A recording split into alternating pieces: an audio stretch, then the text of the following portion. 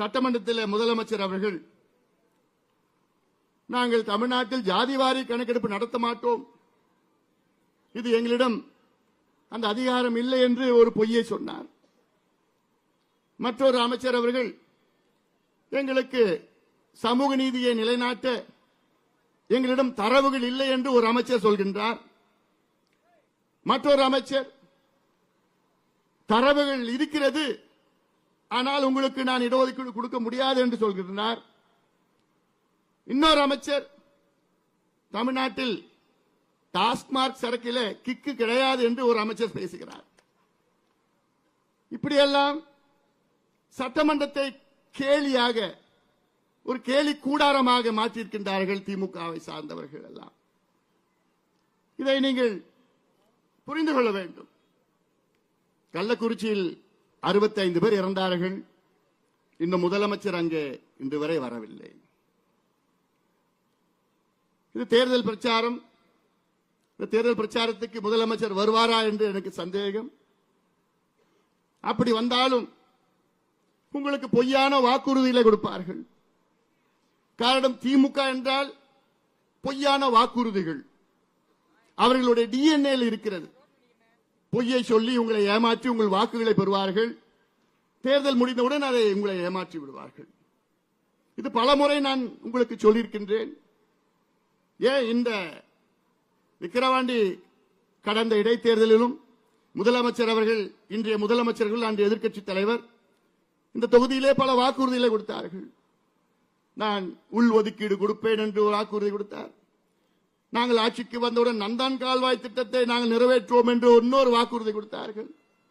இப்படியெல்லாம் பல பொய்யான வாக்குறுதிகளை கொடுத்து இவர்கள் தொடர்ந்து தேர்தலில் அடுத்தடுத்தாக வெற்றி பெற்றுக் கொண்டிருக்கின்றார்கள். அதற்கு ஒரு தடையாக நீங்கள் இருக்க வேண்டும். பெரியோர்களே, தாய்மார்களே, அன்பு பாட்டாளி சொந்தங்களே, இது மீண்டும் சொல்கின்றேன், இது முக்கியமான ஒரு நேரம். இன்று காலை கூட நான் ஒரு பேட்டி கொடுத்தேன். அந்த பேட்டியிலே நான் சொல்லியிருக்கின்றேன், தமிழ்நாட்டில் சமூக நீதிக்கு ஒரு ஆபத்து வந்திருக்கிறது. தமிழ்நாட்டில் 69 விழுக்காடு இடஒதுக்கீட்டுக்கு ஒரு பேர் ஆபத்து வந்திருக்கிறது. என்ன ஆபத்து என்றால், 69 விழுக்காடு இடஒதுக்கீடு இந்தியாவிலே தமிழ்நாட்டில் மட்டும்தான் இருக்கிறது. அதாவது 50 விழுக்காடுக்கு மேல் இடஒதுக்கீடு தமிழ்நாட்டில் மட்டும்தான் இருக்கிறது.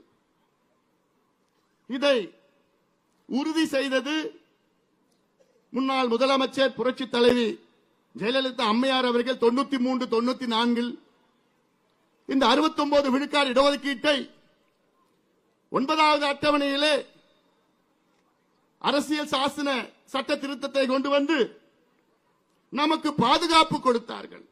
என்னை பொறுத்தவரை தமிழ்நாட்டு மக்களுக்கு மிகப்பெரிய சமூக நீதியை வழங்கியது முன்னாள் முதலமைச்சர் புரட்சி தலைவி அம்மா அவர்கள். ஏனால் அவர்கள் மட்டுமன்று, 9வது அட்டவணையிலே கொண்டு வரவில்லை என்றால் அடுத்த ஆண்டே நமக்கு 69 விழுக்காடு இடஒதுக்கீடு ரத்து செய்யப்பட்டிருக்கும், நீதிமன்றத்தால் ரத்து செய்யப்பட்டிருக்கும். ஆனால் அதன் பிறகு நீதிமன்றத்திலே, உச்ச நீதிமன்றத்திலே வழக்கை தொடர்ந்து 2007 ஒரு வழக்கை தொடர்ந்தார்கள். தமிழ்நாட்டில் 69 விழுக்காடு இடஒதுக்கீடு ரத்து செய்ய வேண்டும் என்று. அது 2010 உச்ச நீதிமன்ற தலைமை நீதிபதி ஒரு தீர்ப்பை வழங்கினார். அந்த தீர்ப்பில் தமிழ்நாட்டில் 69 விழுக்காடு இடஒதுக்கீட்டை உச்ச நீதிமன்றம் ஏற்றுக்கொள்கிறது. ஆனால் ஓராண்டிற்குள் தமிழக அரசு ஜாதிவாரி கணக்கெடுப்பை எடுத்து அந்த 69 விழுக்காடு மக்கள், தாழ்த்தப்பட்ட பழங்குடி மக்கள், மிக பிற்படுத்த மக்கள் இருக்கின்றார்களா என்று தரவுகளை எங்களிடம் கொடுங்கள் என்று 2010 சொன்னார்கள். அதன் பிறகு அந்த கணக்கெடுப்பு நடத்தவில்லை. இப்பொழுது உச்சநீதிமன்றத்திலே இருவர் வழக்கை தொடர்ந்திருக்கின்றார்கள். இந்த வழக்கு 2021 வந்தது.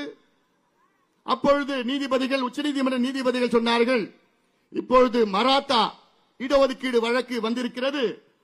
இந்த மராத்தா இடஒதுக்கீடு வழக்கு அது முடிந்த பிறகு நாங்கள் தமிழ்நாட்டில் உள்ள 69 விழுக்காடு இடஒதுக்கீடு வழக்கை நாங்கள் எடுப்போம் என்று சொல்லியிருக்கின்றார்கள். இப்பொழுது மராத்தா இடஒதுக்கீடு வழக்கு முடிக்கப்பட்டிருக்கிறது. ஜூலை 8ஆம் தேதிக்கு பிறகு உச்சநீதிமன்றம் கூட இருக்கிறது. அதன் பிறகு தமிழ்நாட்டில் உள்ள 69 விழுக்காடு இடஒதுக்கீடு வழக்கு உச்சநீதிமன்றத்திலே வர இருக்கிறது. அப்பொழுது நீதிபதிகள் கேள்வி கேட்பார்கள், தரவுகள் இருக்கிறதா? ஏன் நான் 69 விழுக்காடு இடஒதுக்கீட்டை நான் தொடர வேண்டும், ஏன் அதை ரத்து செய்யக்கூடாது என்று நீதிபதிகள் கேட்டவுடன் தமிழக அரசிடம் கேள்வி பதில் இருக்குமா? இல்லை. அதனால்தான் நான் சொல்கின்றேன், தமிழக மக்களை நீங்கள் புரிந்து கொள்ளுங்கள். இது ஏதோ ஜாதி பிரச்சனை கிடையாது, தமிழ்நாட்டினுடைய முன்னேற்ற பிரச்சனை. தமிழக அரசுக்கு அத்துணை அதிகாரம் இருக்கிறது. ஆனால் எங்களுக்கு அதிகாரம் இல்லை, மத்திய அரசு தான் இருக்கிறது என்று நிச்சயமாக மத்திய அரசை நாங்கள் வலியுறுத்துவோம், மாற்று கருத்து கிடையாது. ஆனால் மத்திய அரசு எடுப்பது அது காஸ்ட் சென்சஸ். அது நாங்கள் கேட்பது சர்வே.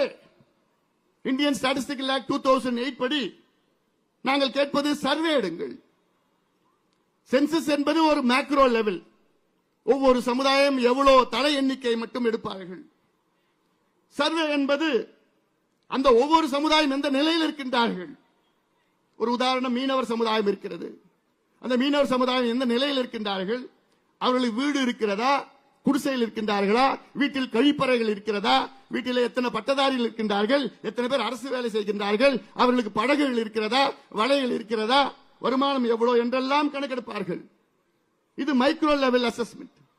இதுதான் மாநில அரசு எடுக்க வேண்டும், மாநில அரசு மட்டும்தான் எடுக்க முடியும். அதை வைத்துத்தான் சமூக நீதியை நீங்கள் நிலைநாட்ட முடியும். அதை வைத்துத்தான் கடந்த 50-60 ஆண்டுகளாக இடஒதுக்கீடு பெற்றிருக்கின்ற அத்தனை சமுதாயங்களும் எந்த நிலையில் இருக்கின்றார்கள், எந்தெந்த சமுதாயம் தாழ்ந்திருக்கின்றார்கள், அவர்களுக்கு என்ன செய்ய வேண்டும் என்று திட்டமிட முடியும். இதைத்தான் நாங்கள் கேட்கின்றோம். ஆனால் அதை மறுக்கின்ற ஸ்டாலின் அவர்கள், உங்களுக்கு சமூக நீதி பற்றி பேச எந்த தகுதியும் தகுதியும் இல்லை ஸ்டாலின் அவர்களே, நிச்சயமாக எந்த தகுதியும் கிடையாது. மீண்டும் எச்சரிக்கை, 69 விழுக்காடு இடஒதுக்கீட்டுக்கு தமிழ்நாட்டில் பேராபத்து வந்திருக்கிறது. தப்பி தவறி உச்சநீதிமன்றம் 69 விழுக்காடு இடஒதுக்கீட்டை ரத்து செய்தால் அவ்வளவுதான், அன்று உங்கள் ஆட்சி கலைக்கப்படும். அதை விட திமுக முடிஞ்சு போச்சு. திமுக என்ற ஒரு கட்சியே இருக்காது. அதுக்கப்புறம் தமிழக மக்கள் உங்களை மன்னிக்க மாட்டார்கள். நான் மீண்டும் சொல்றேன், இதை நான் விளையாட்டு சொல்லல, சமூக நீதிக்காக நான் சொல்கின்றேன்.